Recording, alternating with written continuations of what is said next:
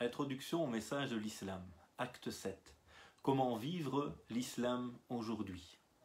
أعوذ بالله من الشيطان الرجيم بسم الله الرحمن الرحيم الحمد لله والصلاة والسلام على رسول الله وعلى آله وصحبه أجمعين رب اشرح لي صدري ويسر لي أمري واحلل عقدة من لساني يفقهوا قولي السلام عليكم ورحمة الله وبركاته.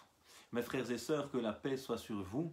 Au nom de Dieu, le clément, le miséricordieux, et que la paix et le salut soient sur notre noble prophète Mohammed, ainsi que sa famille et l'ensemble de ceux qui suivent la voie de la miséricorde qu'il a apportée à l'humanité.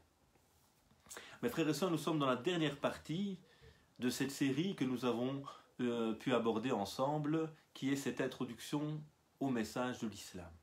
Introduction qui a pour but justement d'aborder le message de manière globale, générale, afin de comprendre l'essence, la philosophie première de celui-ci, pour mieux vivre par la suite le détail et la mise en pratique du message. Car on ne peut bien vivre l'islam selon moi sans avoir tout d'abord compris l'essence du message, les finalités, l'esprit finalement du message, qui est le cœur de celui-ci, l'esprit de celui-ci. Ensuite, il y a la mise en pratique qui doit suivre et être fidèle justement à cet esprit. Nous avons vu énormément d'éléments ensemble. Aujourd'hui, nous voyons le dernier volet de cette introduction qui va aborder comment vivre l'islam aujourd'hui. S'il est important de comprendre la philosophie, la pratique, il est important également aujourd'hui maintenant de vivre ces éléments au quotidien. Et donc il y a 3 éléments que je vais essayer d'aborder avec vous aujourd'hui, qui participent justement à cette mise en pratique, à cette application, au fait de vivre de belle manière, de bonne manière, cette fois de manière apaisée et apaisante. Premier élément qu'on va aborder ensemble, c'est d'abord comprendre notre réalité.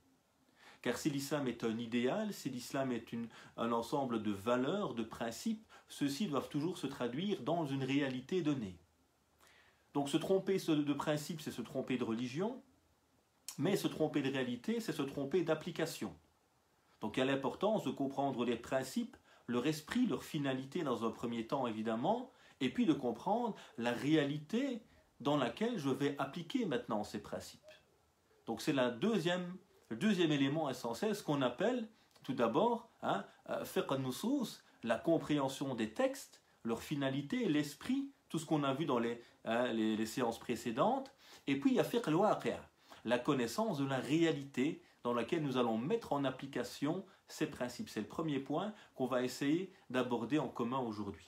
Ensuite, deuxième point que nous allons aborder, c'est comment essayer de vivre justement une pratique apaisée.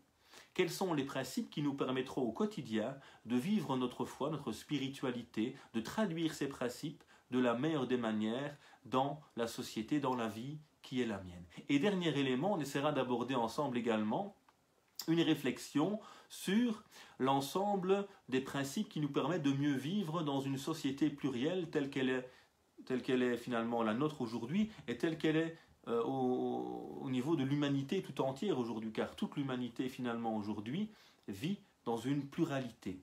Les sociétés monolithiques, c'est terminé, il y a de l'échange, il y a des voyages, il y a le net, il y a les frontières qui ont sauté aujourd'hui, on est en quelques heures à l'autre bout du monde, etc.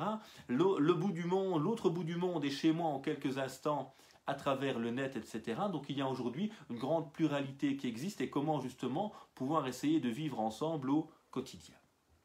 Donc voilà les 3 éléments qu'on va essayer d'aborder ensemble, Inch'Allah, avec à nouveau par la suite le débat avec les questions que vous allez poser, auxquelles je vais essayer modestement de répondre, en tout cas de participer avec vous à la réflexion sur ces questions. N'hésitez pas à les poser dès que vous les avez, Inch'Allah, et on y répondra à la fin. Donc, premier élément, comme on l'a cité, c'est essayer de connaître notre réalité, comprendre la réalité qui est la nôtre.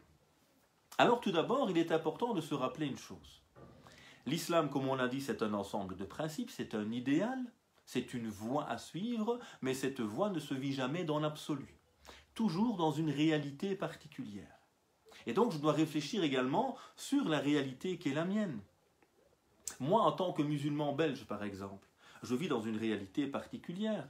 Nous sommes les héritiers d'une manière, d'une lecture particulière de l'islam. Car l'islam, à chaque époque, dans chaque situation, se lit à travers les lunettes de son époque, évidemment. Donc nous avons vécu, nous, en tant que musulmans européens aujourd'hui, un islam issu de l'immigration. L'islam en Belgique, il est arrivé essentiellement, majoritairement, à travers l'immigration marocaine et turque. Dans un premier temps, après il y a eu d'autres vagues migratoires, mais la principale c'est celle-ci. Donc il y a un islam déjà qui est venu en Belgique, à travers une voie particulière, qui est celle de l'immigration, de gens venant majoritairement des campagnes dans un premier temps, venus ici pour améliorer leur niveau de vie, avec un islam malikite, etc., venant du Maroc, hanafite venant de Turquie, avec également un bouleversement majeur dans le monde musulman le siècle passé, c'est la chute de l'Empire ottoman, c'est la colonisation quasiment totale de l'ensemble des pays musulmans, c'est les guerres d'indépendance par la suite. Tout cela a impacté évidemment les troubles au Moyen-Orient qui sont le fruit de la chute justement de l'Empire ottoman, et tout cela impacte la manière dont je vis ma spiritualité, dont j'ai reçu l'islam ici. L'arrivée des paraboles dans un premier temps, et puis d'Internet aujourd'hui, qui a facilité la communication, mais également l'impact de discours qui viennent d'ailleurs et qui touchent finalement nos réalités, qui les impactent, alors que parfois ils sont tout à fait déconnectés finalement de la réalité que nous vivons. C'est des communautés donc minoritaires, mais essentiellement présentes dans les villes, où elles sont parfois majoritaires dans certains quartiers, qui ont parfois cumulé à l'époque pas mal d'handicaps au niveau économique, au niveau culturel, au niveau linguistique, etc. Donc tout cela a fait l'islam que je vis moi aujourd'hui. L'islamophobie d'un côté, au niveau identitaire, parfois le repli identitaire de certaines communautés, bref, tout cela a fait la réalité de l'islam que je vis moi aujourd'hui.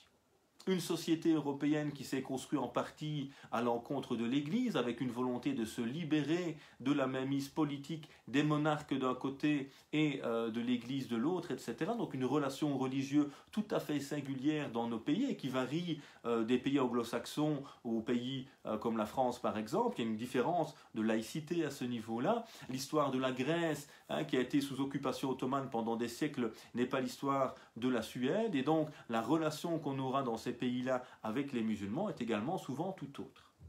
Et donc c'est un ensemble de facteurs importants qu'il ne faut pas éluder avec certains discours d'un islam utopique, idéaliste. L'islam évidemment c'est un ensemble de valeurs, de principes qu'on a abordés avant, mais ces principes se visent dans une réalité donnée. Méconnaître ma réalité, c'est méconnaître le point de départ finalement de mon cheminement et même des informations de la manière dont on m'a présenté l'islam.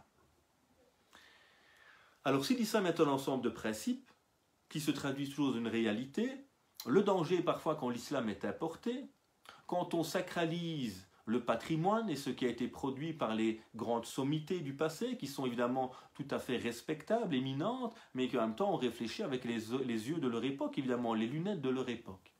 Et donc le souci parfois, c'est que cette traduction de l'islam, ces interprétations, ces pratiques de l'islam dans des milieux particulier, singulier, a été par certains confondu avec l'islam lui-même, avec les principes eux-mêmes.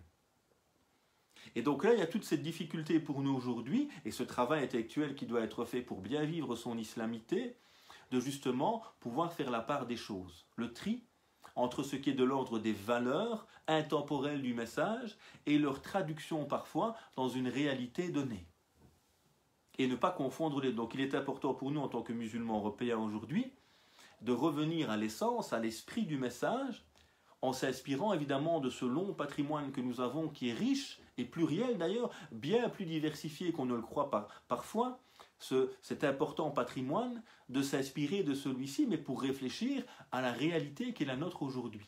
Et ne pas confondre une interprétation adaptée à un moment donné avec l'islam, universel, qui doit lui chaque fois se repenser, se relire à chaque époque et à chaque lieu. Et donc ça c'est important également. Donc il y a des normes coutumières par exemple, en termes d'habillement, en termes de salutation, qui sont différentes d'ailleurs d'un pays musulman à l'autre quand on regarde. Et ça, ce sont des traductions du principe universel de l'islam, de pudeur en termes de vêtements, de respect, de salutation de l'autre, qui se sont traduits dans des modes particuliers, dans des milieux particuliers. Et le problème parfois, c'est qu'on sacralise, ou qu'on pense que cette interprétation localement adaptée est l'islam.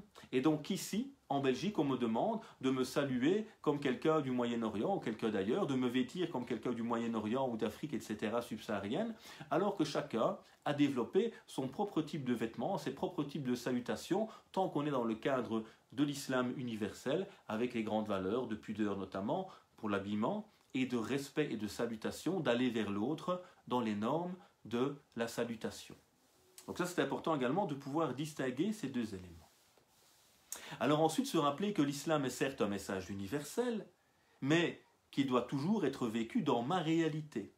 Donc c'est une foi universelle qui nous rassemble, qui nous relie les uns aux autres, mais également qu'elle se doit maintenant d'être réfléchie dans ma réalité. Car l'universalité de l'islam fait que ce message doit naturellement pouvoir être vécu partout.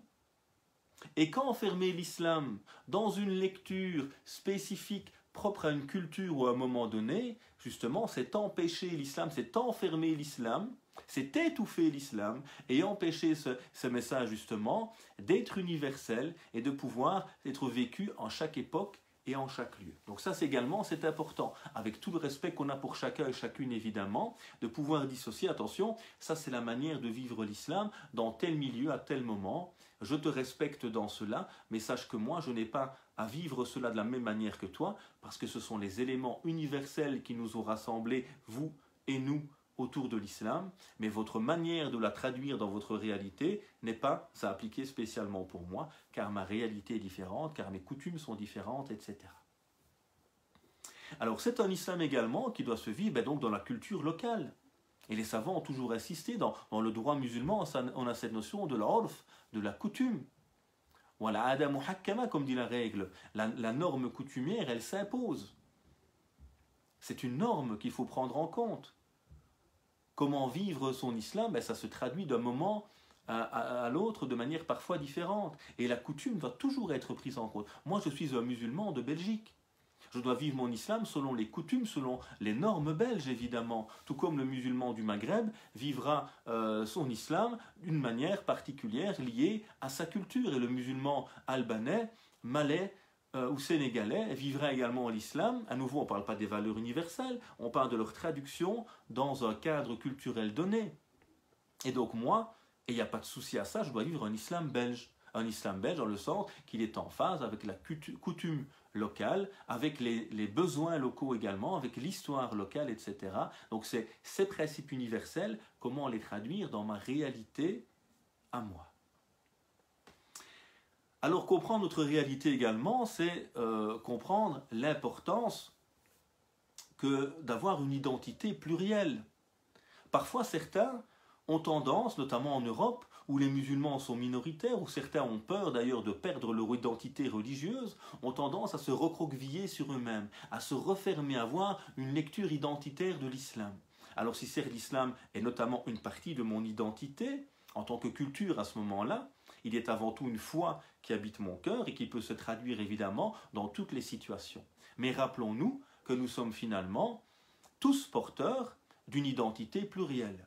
Je suis un homme, je suis belge, de telle origine, de telle conviction, j'ai tel centre d'intérêt, je suis plutôt de telle orientation au niveau politique ou autre, etc. J'ai tel type de loisir. Nous avons toute une série de facettes finalement qui font notre identité. Et la spiritualité en fait partie. Et mon héritage culturel ou religieux issu de certains milieux font partie évidemment de cette identité. Mais quand je me rappelle cette identité plurielle, j'ai cette capacité également à voir toutes ces facettes qui font mon identité et de me rendre compte que chez tous les êtres humains, quels qu'ils soient, il y a toujours un lien, une facette qui nous rassemble. Et donc ça également, c'est quelque chose d'important qui permet justement de revenir vers une ouverture plutôt que de se refermer sur un seul aspect de mon identité qui va évidemment souvent m'éloigner des autres ou mettre en avant les distinctions qui existent entre moi et mon prochain. Alors ce fait de vivre l'islam est également un élément qui est sans cesse en train de se renouveler. C'est-à-dire, comprendre l'islam aujourd'hui, en 2020, vivre l'islam, ce n'est pas comme le vivre en 1970, en Belgique, En 1970 en Belgique, les musulmans viennent à peine d'arriver. Ce sont en général des immigrés qui viennent d'arriver des campagnes du Maroc, de Turquie. Il n'y a pas encore grand taux de pratique chez ceux-ci, il n'y a quasiment pas de mosquée, quasiment pas d'imam. On se considère comme un étranger, on se considère comme un invité, on est là temporairement. L'islam des années 90, début 2000, est un islam fortement marqué par l'arrivée des paraboles, l'islam du Moyen-Orient et plus particulièrement du Golfe, les pétrodollars qui permettent de diffuser certaines pensées très très rigoristes évidemment, etc.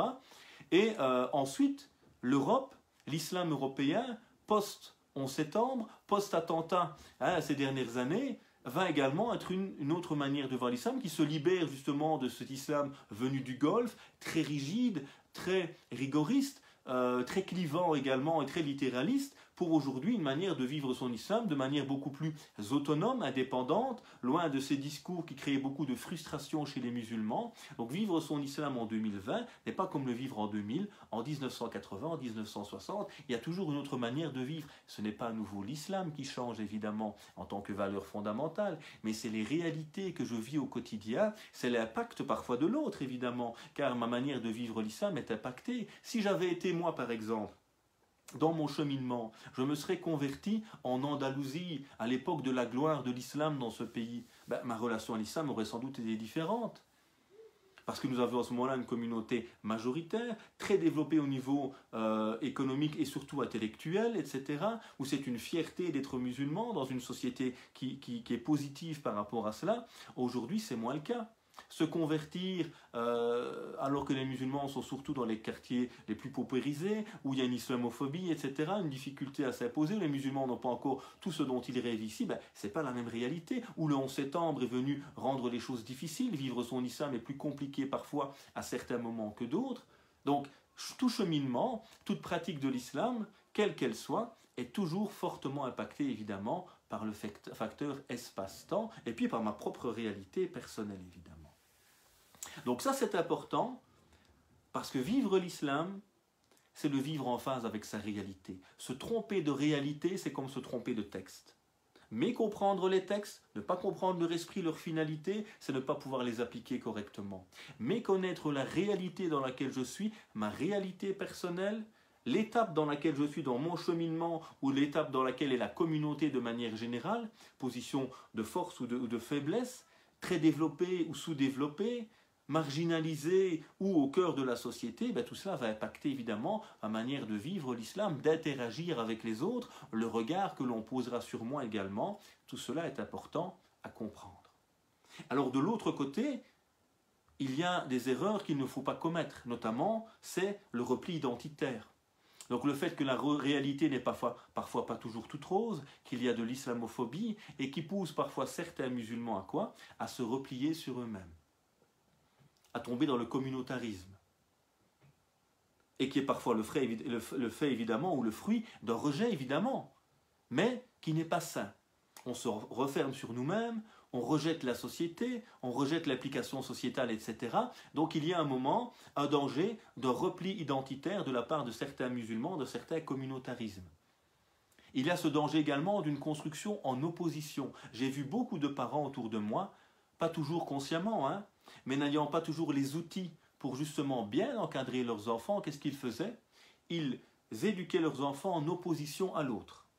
Alors dans mon enfance, parfois j'entendais « eux c'est les Belges ». Nous, c'est les Marocains. Aujourd'hui, on entendra « nous, c'est les musulmans, eux, c'est les non-musulmans ». Et des fois, des autres mots que je n'aime pas utiliser comme mécréants.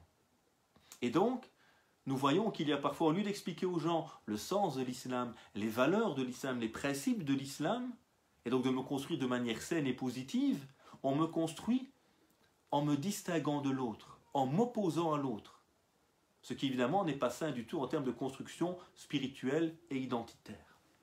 Alors le danger également aujourd'hui de cette réalité, c'est notamment une société de la consommation, de l'immédiateté, l'islam du net aujourd'hui, où beaucoup de gens cherchent à se construire uniquement à travers les discours du net, et d'ailleurs pas des discours qui nous apprennent à nous construire, à prendre le temps de réfléchir, de méditer, de nous émanciper, mais parfois certains discours, et ils sont malheureusement légion sur le net, de ceux que j'appelle moi les populistes de l'islam, de ces gens qui ont des discours très moralisateurs, très binaires, très clivants, qui cherchent toujours à imposer leur point de vue aux musulmans en faisant peur à la communauté. Tous les savants ont dit, c'est ça le vrai avis, c'est ce qu'il faut suivre, sinon vous êtes égarés, voilà ce que l'islam a dit, alors que ce sont souvent des questions pratiques, détaillées, sur lesquelles il y a par nature une pluralité d'avis au cœur même de l'islam, comme on a pu le voir auparavant dans les principes. Donc le danger d'un islam aujourd'hui bricolé sur le net, de l'absence de l'éducateur, du maître, de celui ou celle qui nous accompagne dans notre cheminement, de l'humain qui va m'écouter, qui va voir qui je suis, qui va m'aider à cheminer. Alors qu'aujourd'hui, c'est l'islam de la consommation, des vidéos, et on n'a plus. Donc c'est important aussi, ça apporte pas mal de choses évidemment utiles. Mais il ne faut pas se limiter à cela, et surtout il faut chercher des vidéos de personnes qui vous donnent des outils, des clés pour grandir, pour vous émanciper humainement et spirituellement, et non toujours ces discours prémâchés, évidemment qui sont plus faciles, c'est de la consommation à nouveau, mais qui, au lieu de nous permettre de grandir, nous gardent toujours sous la tutelle de certains. Donc le danger également dans cette société, d'une société de l'apparence, de la superficialité, donc beaucoup de musulmans tombent dans ce travers, c'est l'islam du vêtement, c'est l'islam de la pilosité, c'est l'islam des questions secondaires et détaillées, au lieu de l'islam des belles valeurs, l'islam de la pureté du cœur, l'islam de la purification de son âme, l'islam des valeurs morales, l'islam de l'engagement dans la société, l'islam d'une relation profonde avec Dieu, l'islam de la qualité plutôt que de la quantité. Et donc attention également à ces travers parfois de la société et de la mondialisation notamment qui nous font oublier le cœur et l'essentiel dans le cheminement. Parmi les erreurs également, c'est brûler les étapes, que ce soit au niveau personnel ou communautaire. Parfois certains veulent changer trop vite. Et donc tout comme intellectuellement, si je suis en primaire et qu'on me donne un discours universitaire, je ne vais rien comprendre. Et je vais peut-être m'en éloigner. Et même si j'essaie d'y arriver, je n'arriverai pas. Au niveau physique, c'est la même chose. Je ne suis pas un sportif et je veux concurrencer de grands sportifs. Ce n'est pas possible.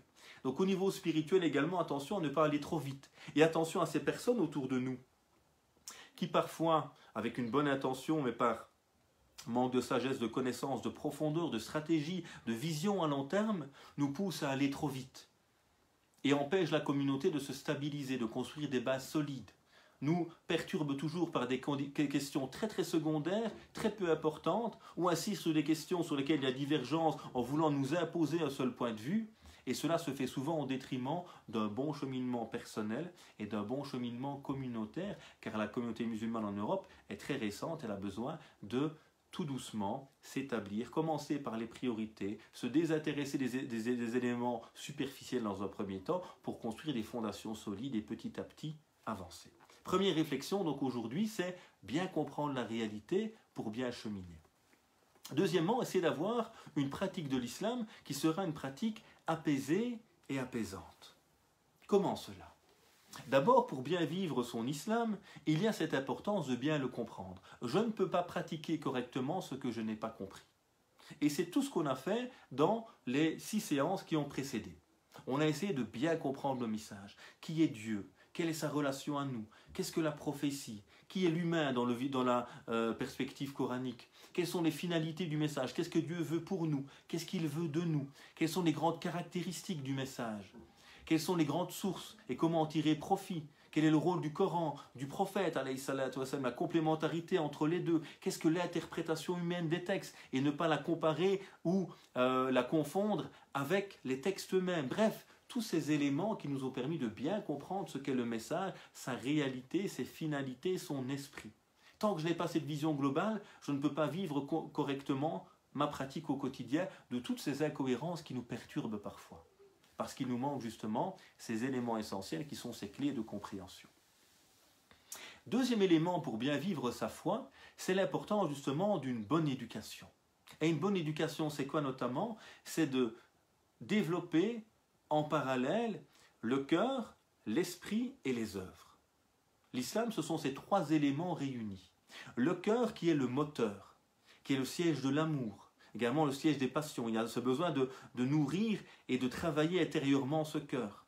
Et puis il y a cette raison, cet intellect, qui permet de réfléchir, d'orienter cet amour, cette force qui est en nous à travers le cœur. Les deux doivent aller de pair. Et puis à ces actions qui doivent être réfléchies, qui doivent être mues par une intention sincère.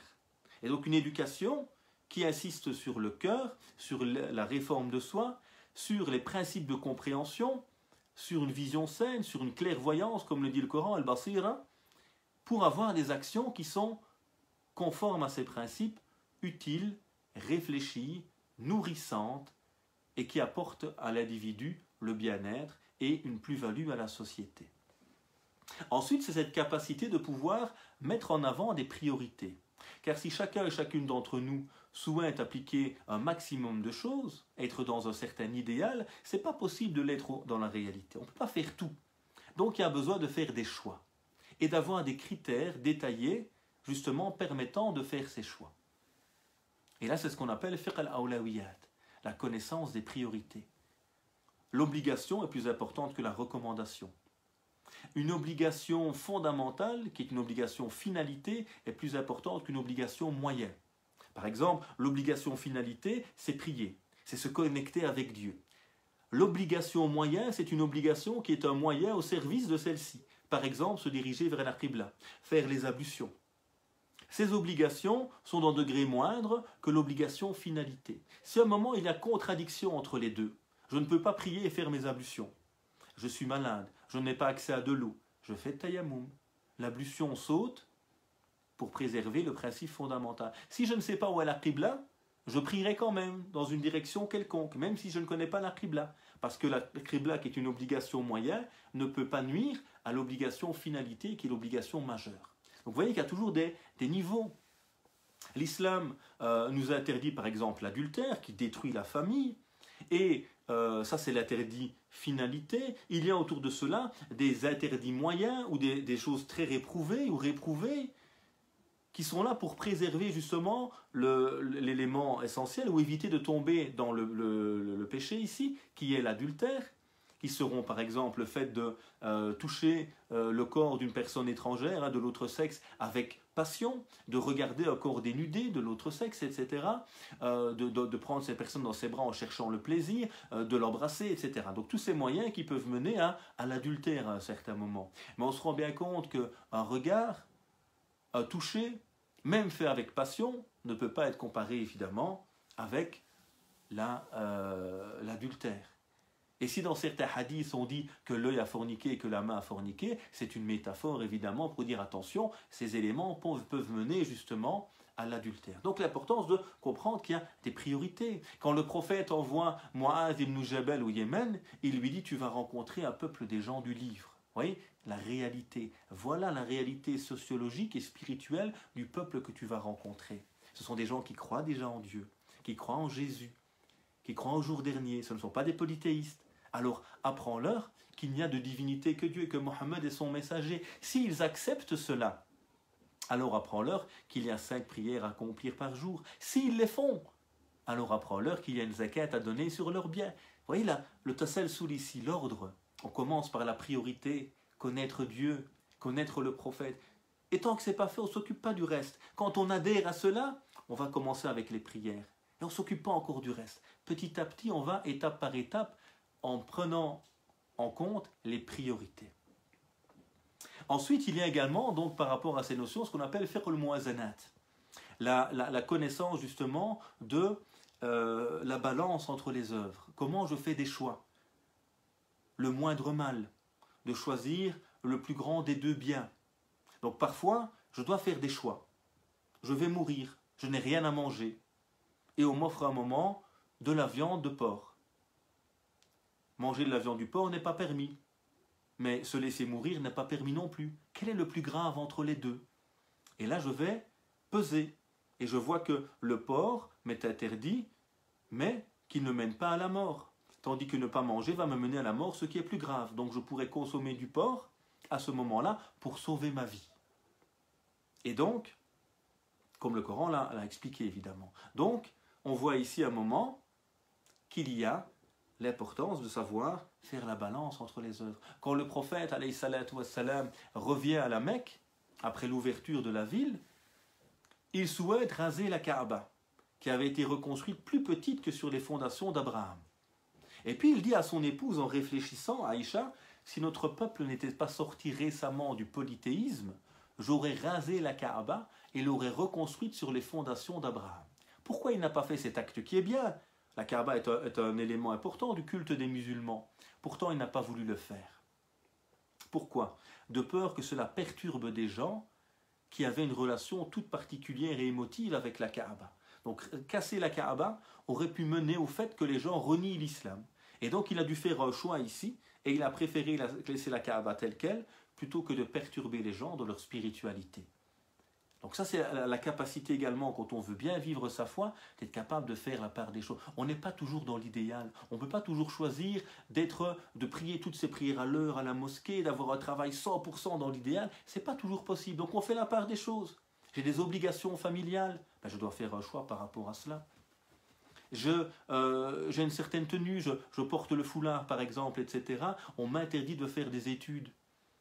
Cela évidemment est injuste et contre les droits de l'homme. Il faut lutter contre ce type d'injustice. Mais maintenant, je dois faire un choix entre ma formation personnelle, entre le fait d'être marginalisé contre ma volonté, ou parfois malheureusement de faire une petite concession sur mes pratiques religieuses pour pouvoir concrétiser un intérêt supérieur, qui sera ma réussite, qui sera le fait que la communauté, pas seulement individuelle, que la communauté musulmane aura toute une génération de femmes et d'hommes cultivés, formés, qui permettront à cette communauté de grandir et par justement ses compétences et ce pouvoir aussi peut-être économique ou politique demain, essayer de ramener la justice et l'équité pour tous les hommes et toutes les femmes de la société par exemple.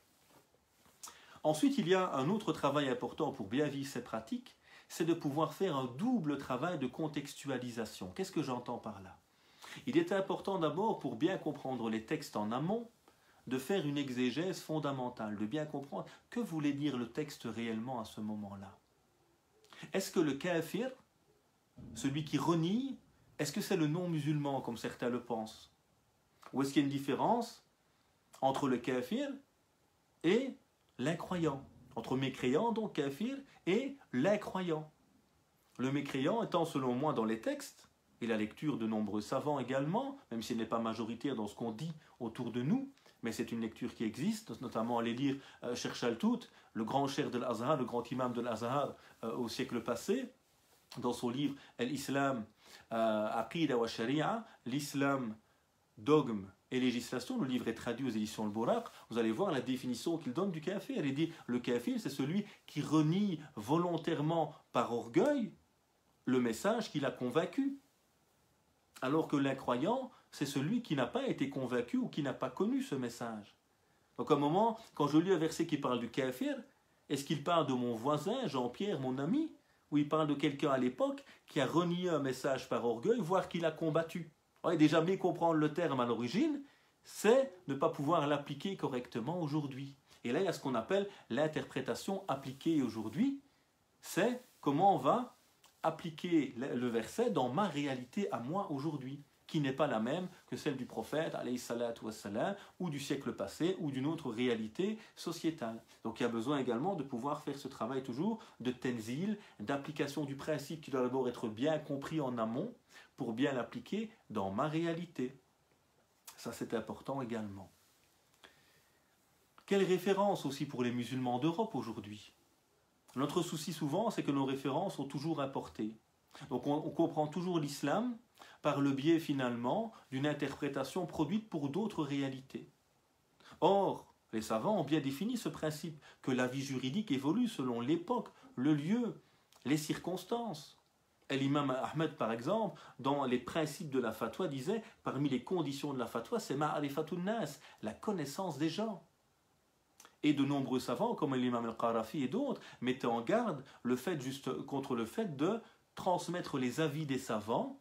Le fait d'être figé sur les avis des savants est une ignorance des objectifs même des savants et un égarement dans la religion. Parce que ces savants ont donné des réponses pour leur situation, qui n'est sans doute pas la nôtre aujourd'hui. Et donc on se méprend sur ce qu'ils ont voulu dire et on est en train de figer ce qui naturellement devrait pouvoir évoluer. On parle ici d'interprétation pratique de l'islam et pas à nouveau des grandes valeurs qui elles sont universelles évidemment et immuables. Donc ça c'est important. Quelle référence pour les musulmans d'Europe? Nous avons par exemple en Europe le Conseil européen de la fatwa et de la recherche, qui est un conseil indépendant qui réfléchit sur les questions pratiques pour les musulmans d'Europe. Il y a un livre traduit en France notamment sur une série d'avis qui ont été collectés. Et vous pouvez trouver sur le site Le Havre de Savoir énormément d'avis de ce comité de savants qui répondent aux questions, aux besoins des musulmans d'Europe. Pour la Belgique, on a le Conseil des théologiens de Belgique, etc. En tout cas, au moins des imams locaux qui comprennent la réalité, qui comprennent notre langue, qui parlent avec nous, qui comprennent ce que l'on vit. Pas des gens qui sont parfois ici très, très compétents, théologiquement parlant, mais qui malheureusement vivent ici par procuration. Ils vivent dans un petit milieu fermé, où on ne parle pas la langue locale, où on est connecté avec la télévision satellitaire qui nous parle de l'autre bout du monde. Et donc il y a parfois cette difficulté. Donc moi je vous conseille d'avoir des références européennes, locales, proches de vous, des imams, des professeurs, des enseignantes, des gens qui vous connaissent, qui vous accompagnent, et à vous de juger toujours aussi de leur pertinence finalement. Aucun imam, aucun savant, aucun éducateur n'a la révélation, n'a le savoir parfait. Il ne fait que vous transmettre des informations, vous donner des solutions. Et faites attention à ceux et celles, malheureusement, que j'appelle les populistes de l'islam, qui cherchent à vous imposer leurs opinions. Ce n'est pas le rôle du prédicateur ou de l'imam ou de l'enseignant. Il est censé vous donner des solutions et être objectif et honnête en vous présentant ce qui existe, plutôt que de vouloir vous convaincre avec les gros slogans, tout le monde l'a dit, c'est comme ça, la grande majorité, attention aux avis des égarés, qui cherchent à vous imposer leurs propres opinions, leurs propres certitudes, négligeant par là votre liberté, ce qui est pour moi une insulte à votre intelligence et votre capacité à réfléchir par vous-même évidemment. Et ça ne veut pas dire qu'il ne faut pas de référence, mais ça veut dire que le rôle d'une référence n'est pas de penser à votre place, mais de vous aider à mieux réfléchir, à grandir et à vous offrir des solutions. Et pas à vous infantiliser en vous prenant pour des ignorants qu'il faudrait guider comme des moutons. Alors, il y a parmi les éléments qui nous permettent de mieux vivre encore notre foi, l'importance d'avoir un regard critique sur notre patrimoine. Donc, l'islam, c'est un message qui se termine à la mort du prophète, alayhi salatu wassalam. Et puis, c'est une production intellectuelle immense, riche, incroyable, pendant plus de 14 siècles, avec de nombreuses écoles, théologiques, juridiques, spirituelles, un patrimoine riche et important qu'on ne peut évidemment négliger ou rejeter, mais qu'il ne faut pas non plus sacraliser. Et il ne faut pas rester figé. Chaque siècle, chaque époque a le besoin justement de renouveler sa lecture. Et c'est ce qu'a dit exactement le prophète, alayhi salatu wassalam. Dieu va envoyer à sa communauté, au début de chaque siècle, en tout cas à la tête de chaque siècle, celui qui va renouveler pour elle sa religion. Man yujaddidu laha dinaha. Il ne va pas renouveler, ça ne veut pas dire changer. Ça veut dire revenir au principe pour rester toujours fidèle à l'esprit dans la réalité qui est la mienne aujourd'hui. Donc il y a cette importance également ici d'une lecture critique du patrimoine et d'une continuation de l'ijtihad et donc de venir à des références locales, contemporaines, afin de mieux comprendre comment cheminer moi dans ma réalité qui est similaire à celle de ces références. Troisième point pour aujourd'hui, c'est après avoir insisté sur la compréhension de la réalité, sa complexité, après avoir défini ici une série de principes qui me permettent selon moi de mieux vivre ma spiritualité au quotidien. Troisièmement, et puis on passera aux questions Inch'Allah, n'hésitez pas déjà à les inscrire, l'importance de comprendre qu'on vit dans un monde justement pluriel, comme on a dit tout à l'heure, et donc de développer une théologie de l'altérité, une théologie du vivre ensemble, qui va nous permettre de vivre les uns avec les autres. On a déjà abordé partiellement parfois des réflexions sur ce point dans d'autres points liés à cette introduction au message de l'islam. D'abord, c'est se rappeler que si Dieu est unique, sa création est plurielle et que c'est Dieu qui a voulu cette diversité. Et si Dieu l'avait voulu, il aurait fait de vous une seule et même communauté, ummatan wahida. Mais c'est Dieu qui a voulu cette diversité. Donc la diversité est une volonté divine. On ne pourra jamais aller contre. Diversité culturelle, linguistique, intellectuelle, spirituelle, c'est un choix que Dieu a voulu parce qu'il nous a créés libres et responsables. Ensuite, Donc il y a cette loi de la pluralité, de la diversité. C'est l'importance également d'être capable parfois de relativiser ce que je pense connaître. Que ce soit en intra ou en extra-communautaire. Certains musulmans ont lu une chose, lu un livre, écouté un prédicateur sur Internet, et ils ont l'impression qu'ils ont tout compris et que c'est ça et rien d'autre. Et par expérience, je peux vous le dire, il n'y a quasiment aucune question pratique en islam sur lesquelles il n'y a pas une pluralité d'avis. Même des questions cultuelles aussi importantes que l'appel à la prière, vous allez voir plusieurs formules de l'appel à la prière. Dans la prière elle-même, il y aura toujours une pluralité de manières de faire. De mettre les mains là, ou là, ou là, ou là. C'est du détail évidemment, mais même dans les actes aussi importants que la prière, même dans l'adhan, même dans la formule de tashahhud, on va trouver plusieurs formules. Parce que le prophète lui-même nous a éduqués à comprendre, à ne pas être obsédé, fermé, à avoir des œillères. Même dans l'adhan, l'appel à la prière, je t'apprends 2-3 formules pour t'apprendre le principe de la pluralité, de la diversité au quotidien. Donc l'importance parfois de relativiser ce que l'on pense être vrai. Et de me rappeler que l'autre, si moi je pense être dans la vérité, peut-être qu'il le pense aussi. Et que s'il n'accepte pas ce que je pense moi être une vérité, ça ne veut pas dire qu'il est malhonnête ou égaré. Il n'a peut-être pas été convaincu tout simplement parce que j'ai dit, je ne suis pas à nouveau le prophète, je n'ai pas la révélation, je n'ai pas le balagh moubin, etc. Et donc, l'importance ici de bien comprendre cette notion de relativiser un moment ce que moi je pense. Se rappeler que Dieu également a défini une loi qui est cette loi de la complémentarité. Le fait que les gens vont se compléter mutuellement. C'est-à-dire qu'aucun d'entre nous ne possède la vérité absolue. Aucun d'entre nous ne possède le savoir absolu. Aucun d'entre nous ne possède toutes les qualités. Chacun d'entre nous a des qualités particulières. Moi, c'est plutôt littéraire. Moi, c'est les sciences dures. Moi, je suis plutôt manuel. Moi, je suis un artiste. Moi, je suis médecin. Bref, chacun va apporter quelque chose et nous permet de nous compléter les uns les autres. Dans les savoirs islamiques, même chose. Moi, je suis dans le tasawwuf, la spiritualité, le soufisme. Moi, je suis plutôt un juriste. Mais l'un et l'autre se complètent. J'ai besoin des normes, de la fidélité aux règles pour la pratique, mais j'ai besoin du cœur et de la pureté de l'âme pour donner un sens, une âme à cette pratique. Donc les deux doivent aller de pair et se compléter mutuellement. Et il est de même dans tous les domaines de la vie. Et même l'autre qui ne pense pas comme moi, il est dans sa spiritualité différente, dans son rejet même de la foi, il est pour moi quelqu'un qui me complète, qui me pousse à réfléchir, à m'interroger, à remettre en question peut-être certains éléments de ma croyance pour mieux les comprendre. Donc il y a toujours cette complémentarité entre les êtres humains. Ensuite, il y a également ce rappel, quand on veut vivre les uns avec les autres, que l'islam a été envoyé comme une miséricorde pour l'univers. Le prophète est une miséricorde pour l'univers, rahmatan lil alamin.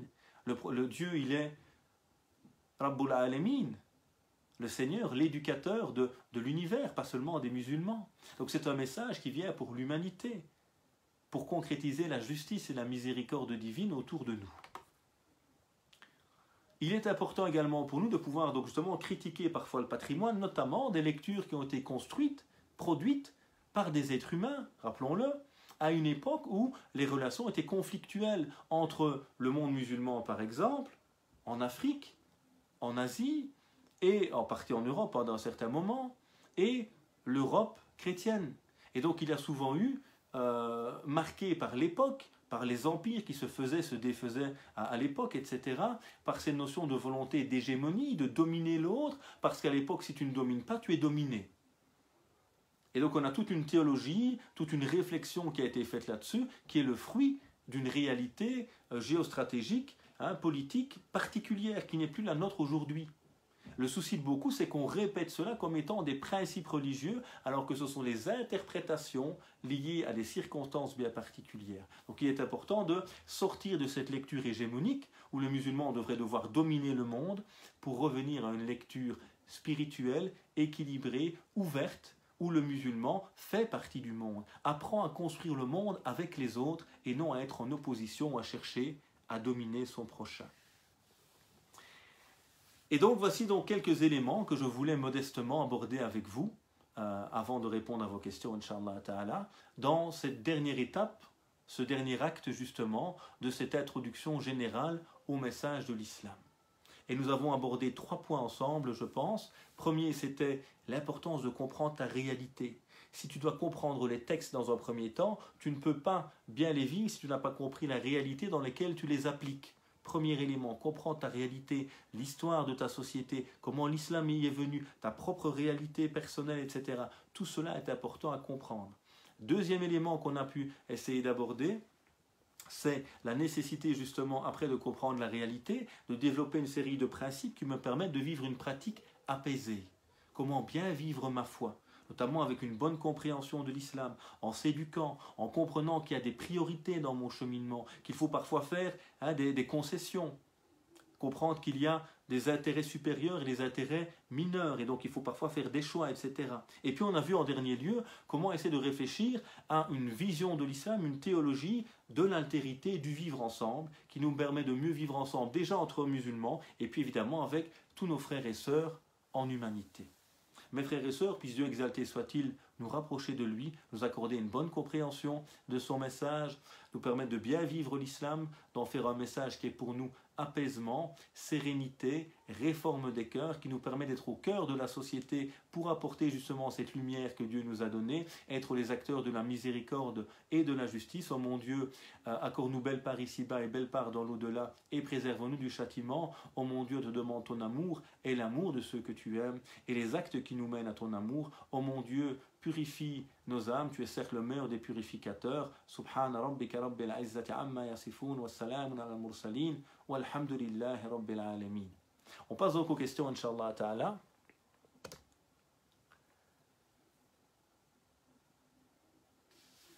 Donc il y a une première question, est-ce que cette norme doit être uniformisée? Alors j'espère que je vais bien comprendre. Il y a des éléments qui doivent être évidemment uniformisés, c'est les fondamentaux. Là, on ne peut pas avoir une pluralité de compréhension. Et revenez à, lorsqu'on a abordé ensemble l'acte, je pense, peut-être 5 ou 4, lorsqu'on a parlé des caractéristiques de l'islam. On a parlé, il y a des éléments immuables et d'autres évolutifs. L'immuable, c'est les fondamentaux, la croyance en Dieu, à tous les prophètes et au dernier prophète Mohammed alayhi salatu wassalam, le Coran comme source fondamentale, la pratique du prophète comme application du Coran dans une réalité relative, les grandes valeurs universelles de l'islam, de miséricorde, de justice, de bonté. Là, il faut évidemment qu'on soit tous unis sur cette question-là, sur ces aspects-là.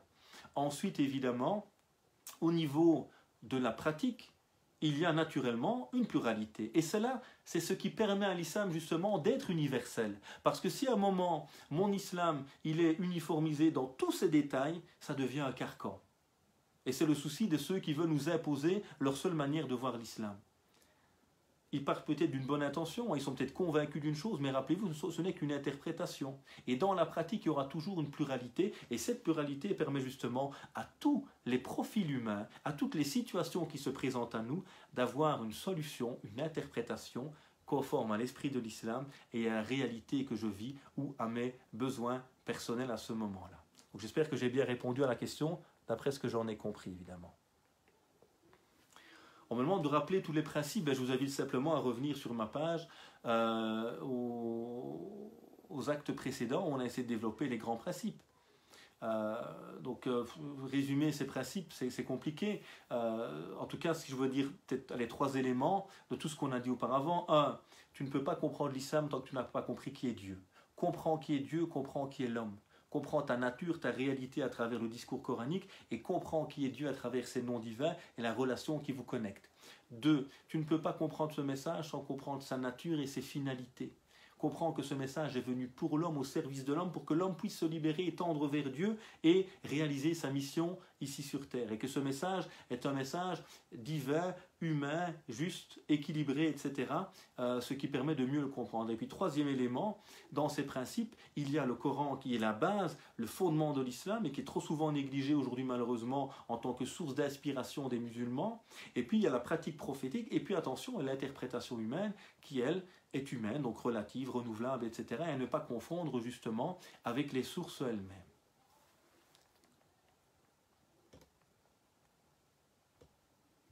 Où peut-on trouver ces imams éducateurs qui nous permettent de vivre un islam apaisé? Je n'en trouve pas dans ma région, à Mons. Oui, effectivement, c'est toute la difficulté de l'islam européen.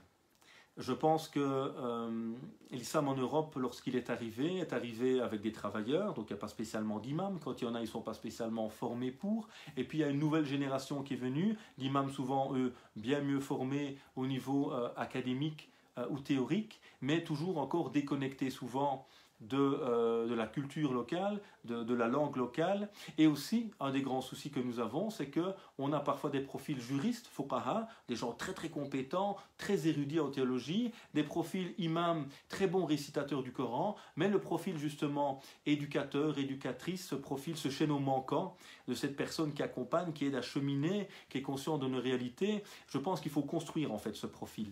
Il n'est pas présent ou très très rarement malheureusement, même si, alhamdoulilah, il y a toute une nouvelle génération quand même d'imams, de prédicateurs, d'éducateurs qui sont présents aujourd'hui, alhamdoulilah, peut-être pas en suffisance, mais c'est à nous aussi peut-être de nous engager pour produire ces profils, soutenir des jeunes qui veulent se former dans ce cadre-là, et nous-mêmes peut-être nous investir là-dedans. Si la perle rare n'existe pas dans ma région, à nous peut-être de nous investir localement pour essayer au moins d'éviter ce genre de personnes. Alors je ne suis pas du tout un exemple, loin de là évidemment, mais j'ai à titre personnel pas mal de formations que je donne également, qui sont notamment des formations qui permettent de former des animateurs, des encadrants spirituels.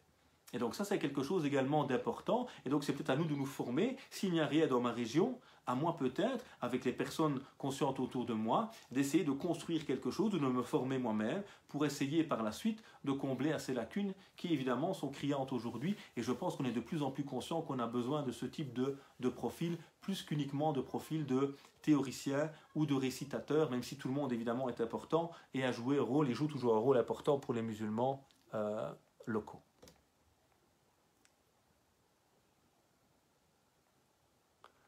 Voilà, je vois qu'il n'y a pas d'autres questions. Donc j'espère en tout cas que cette série a été profitable pour chacun et chacune d'entre vous. Je vous invite à revenir vers les vidéos précédentes justement pour mieux maîtriser ces différents sujets qu'on a pu aborder ensemble.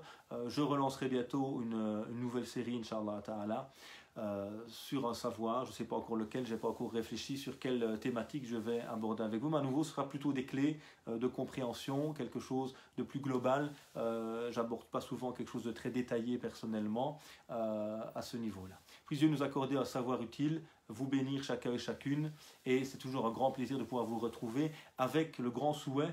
Je demande à mon Seigneur, à Dieu le Tout-Puissant, qu'il puisse lever cette pandémie, qu'il puisse aujourd'hui guérir les malades et nous permettre enfin à chacune et chacune de nous retrouver, car effectivement, si j'utilise aujourd'hui le net, il n'y a rien de tel évidemment que de pouvoir vous retrouver, vous rencontrer, de partager ensemble, de faire des formations où on peut discuter, dialoguer, aborder des choses en commun. Rien n'est plus profitable et donc on demande à Dieu qu'il nous facilite de pouvoir nous retrouver le plus rapidement possible. Que Dieu vous bénisse. Assalamu alaikum wa rahmatullah wa barakatuh.